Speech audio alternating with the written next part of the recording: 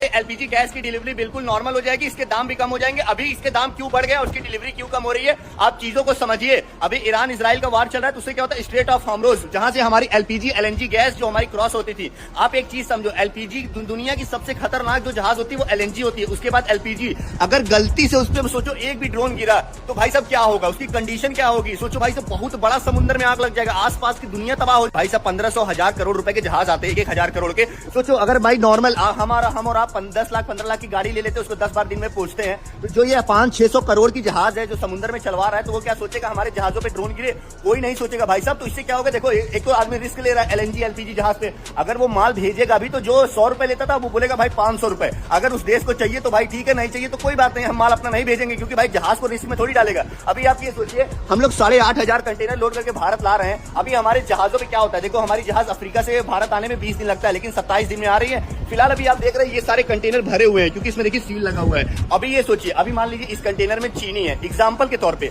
अभी ये container 40 foot का है, इसमें चीनी भरा है। अगर मान लीजिए इसका जो भाड़ा है $2000, मतलब 1.5 लाख रुपए भाड़ा होगा कंटेनर का। उसके बाद सोचिए जो इसमें माल भरा होगा ट्रांसपोर्ट का, उसके बाद कस्टम चार्ज, उसके बाद पोर्ट चार्जेस, उसके बाद डिलीवरी चार्जेस।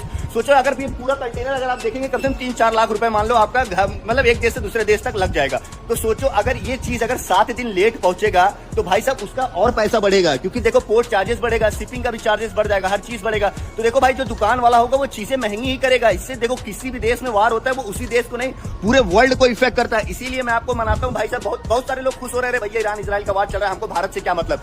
सबसे ज्यादा इफेक्ट भारत को ही पड़ेगा, ये चीज मैं आपको लिख के देता हूँ। स्ट्रेट ऑफ हॉर्मुज़, अभी मैं ईरान की कल न्यूज पढ़ रहा था, उसमें देखा 3-4 देशों को उसने अलाउ किया है, जैसे पाकिस्तान, उसके बाद चाइना, एक जहाज एक देश कोई और, जिस मतलब वो लोग वहां से उनकी जहाजें क्रॉस कर सकती हैं।